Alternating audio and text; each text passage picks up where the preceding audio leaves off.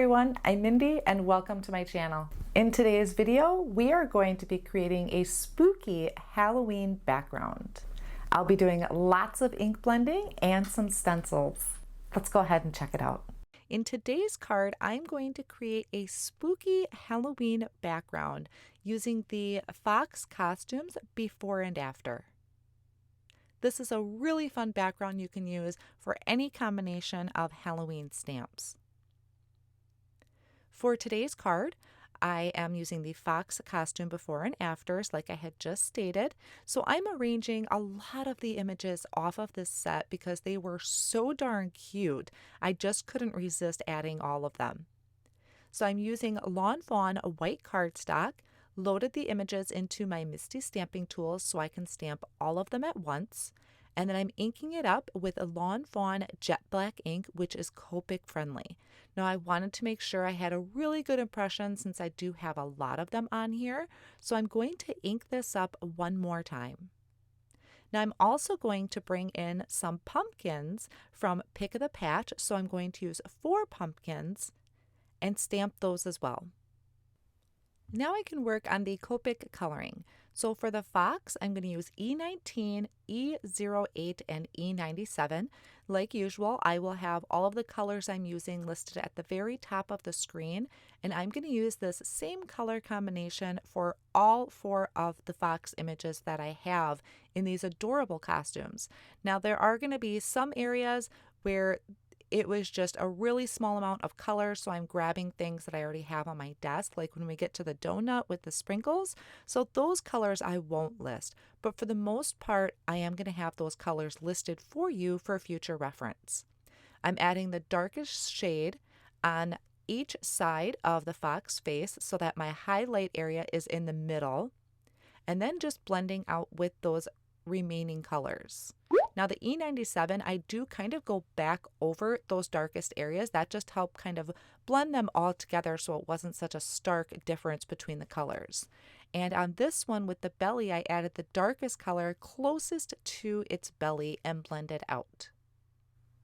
After I have all of their bodies colored in, I'm going to work on the face, and I'm going to use a W2 and a W0 to do that.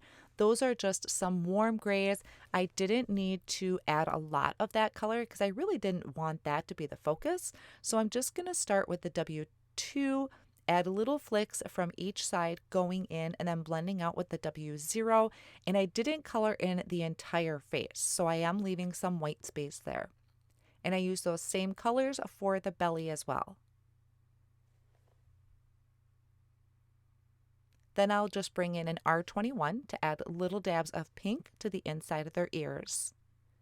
The cherry, I have R24, R39, and then the cupcake, I have BG49 and BG15. And then, like I said, those little sprinkles on the cupcake, just bringing in some random colors, whatever I happen to grab out of my stash. And I left the rest of the cupcake white. So now I have Y38, Y19, and Y15 for this adorable little bumblebee costume. And then C8, C6, and C4 for the other remaining stripes. I did leave the wings blank. I didn't add anything to the wings of that costume. I'm using those same C colors, the cool grays, for the wings and the witch's hat. Little bit of shading, but for the stripe on the hat, I just did a straight purple. I didn't worry about it. Now I have this cute little ghost, this little chicken, a ghost. Once again, just using the warm grays, the W2 and W0. And now for the chicks, I'm using those same yellow colors that I used for the bee costume.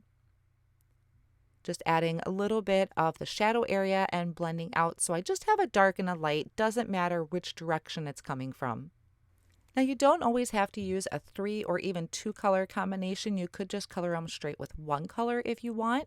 Another trick you can use is you can use like a yellow color, and then for your shadow areas, use a light gray. That will help you give shadows to anything. So after I finish the sprinkles, I'll move on to the pumpkin. And I'm going to actually be using this same color combination on the next pumpkins here. So the colors are YR27, YR07, and YR12. I gotta be honest, I struggle coloring pumpkins. I know there's so many cool ways that you can do this. You can add those lines in the pumpkins. I just went for that center highlight area and just made sure to kind of go over that really well with the lightest color to blend these lines all together. And I'll color the remaining two pumpkins off screen, and I'll just bring in some colors for my stems, which is G05 and G28. And I didn't even blend these two together. I just added that straight line of color. Now, on the Pick of the Patch stamp set are these really fun faces you can add to your pumpkins. So I'm just going to take a small acrylic block and some of the jet black ink, and I'm going to stamp a variety of faces on these pumpkins. So I made sure each one had a different face just to kind of make my background a little more fun.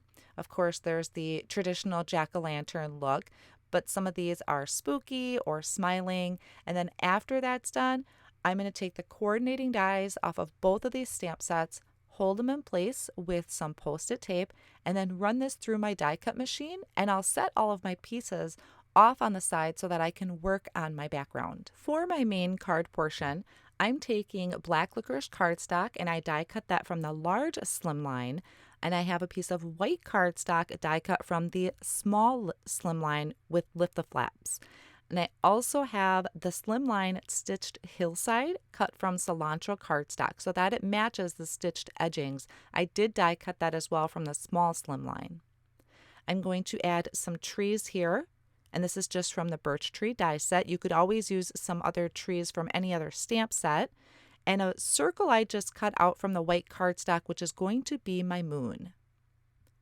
Moving on to my background, I have Twisted Citron, Lucky Clover, and Black Soot Distress Oxide ink. So we are creating our spooky background. This is kind of the setting of the scene. I'm adding that first layer of Twisted Citron using a blending brush, or you could use a foam tool, whatever you like to use for your blending. And I'll bring in that stitched hillside just to make sure I'm going down far enough, since my hill does kind of dip a little bit. Then coming in with the Lucky Clover, just adding that little bit of color there. I will go all the way to the top because sometimes I find it's a lot easier to blend when I have layers of the distress ink or distress oxide inks on top of each other. And this doesn't have to be a perfectly smooth blend because we are going to bring in the cloudy stencil. So if it doesn't quite blend out the way you want it to, that's totally okay. It's going to look amazing when we're all done. Now I'm going to top this off with the Black Soot Distress Oxide ink, starting from the top, working down just a little bit. If you wanted it to be a little more drastic, you could add Blueprint Sketch or bring in the Black Soot Distress ink. The oxide is a little more chalky feel to it, so it isn't as black. So the Black Soot ink would work really well. Then I'm bringing in the cloudy stencil, and I did start off by holding it in place with some post-it tape, but then I found I really didn't need to do that. So I'm just bringing in the Black Soot ink once again, starting on the stencil, working my way up. That's going to give me the softest look. I didn't want these to be real stark. I just kind of wanted it to be kind of in the faded background type of look. So just blending really soft in those circular motions. Then I'll remove that post-it tape, and I'm going to kind of tilt my cloudy stencil. So this is how I'm making this 6x6 stencil work on a Slimline card. I'm going to tilt it so it's going off of the edge of the cardstock and then just slightly bringing it up. Now there are some areas where my lines kind of overlapped a little bit, but I'm bringing in a moon that is going to cover those oopses up a little bit. And just continue turning your stencil. You'll get different shapes of clouds around the edges, and a little bit more just to fill in the background.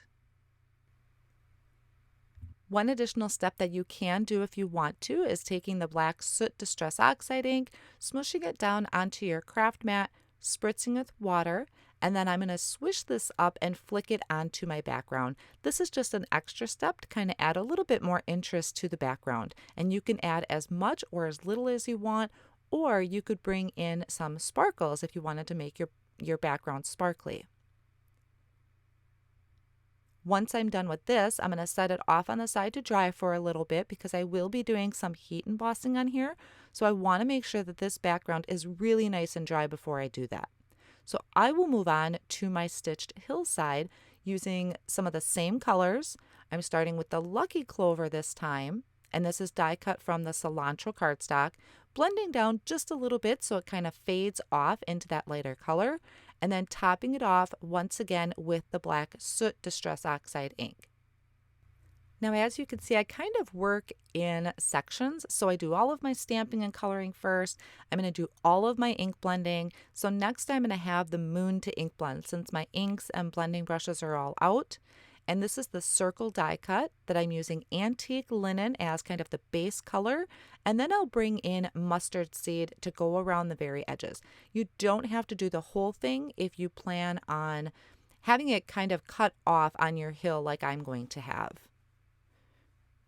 Then I'm going to take some clean water in a spritzer bottle and I'm going to spritz my moon a couple times, making sure I have some big droplets on there, and then dabbing that up with a paper towel. Now my background wasn't quite all the way dry, so I am speeding that process up with my heat tool. And to make sure I'm ready for heat embossing, I'm taking the embossing powder and just sprinkling that over the area that I want to put my sentiment.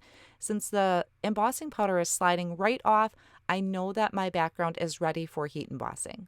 So I'll use my Misty tool to do this, and I'm just lining up some of the elements off of my card, which is these birch trees and the stitched hillside, just to make sure I am leaving myself enough room and to find the exact placement of the sentiment. Then I'll bring in the sentiment from the Fox Costumes before and after stamp set. So it's going to be 2 lines. And once I have that perfectly lined up, I'm kind of going off of that stitched line there. Was the easiest to line up the top of the stamp with that stitched line. Then I can pick the sentiment up with the door of my Misty. I'm going to prep the cardstock with an anti-static powder tool just to help make sure my embossing powder sticks mainly to my inked image, which I'm inking with Lawn Fawn embossing ink. Just giving that a good push down. And then I'll sprinkle on the white embossing powder. And this is really going to pop off of this fun, spooky background that we have with the dark colors. After my heat tool is nice and hot, I'll bring it to my cardstock and melt that embossing powder. After a couple seconds, I like to wipe my card with a Swiffer cloth, and that just helps remove any of the excess powder from before. Now the rest of this is just assembly, so you can see I did not mount this yet to my card base because I'm going to have things hanging off, starting with these birch trees that I'm adding with the tape runner, and then I'm bringing in that stitched hillside, adding tape runner behind my moon, and then tucking that under. So some of these things are going to hang off. We want to be able to trim that off with a pair of scissors. And then I can start building up the scene a little bit. Now I already had planned that I wanted pumpkins on both ends of the card. And then this little bee I thought was adorable dancing in the moonlight. So I'm starting with the pumpkins off on the side, kind of spreading out where I want all the fox images to be. And when it comes to the little chicks, I'm kind of going to pair them up a little bit. You'll notice in a second here, like the donut chick is going to be next to the cupcake chick. So kind of 2 sweet elements there. The chick in the pumpkin costume is going to be right next to my little pumpkin patch I have going on there. So I kind of had an idea of why, which one I wanted where. Now all of the images are attached to the card base with a tape runner, except for the ones in the foremost front, which is the little chicks. So I'm adding really small foam squares to the back of those. And after I remove the backing of those foam squares, you can see I'm kind of staggering them up and down. I didn't want a straight line across since none of my other images are straight line across. And then I can complete this. I did have a piece of cardstock here that I cut just a little bit larger than my actual ink blended panel because I wanted that separation from the 2 dark colors. So that completes my card for today. This really fun, spooky Halloween slimline card. Great for Halloween or even just having a spooktacular day. So I think it's a great encouragement card as well.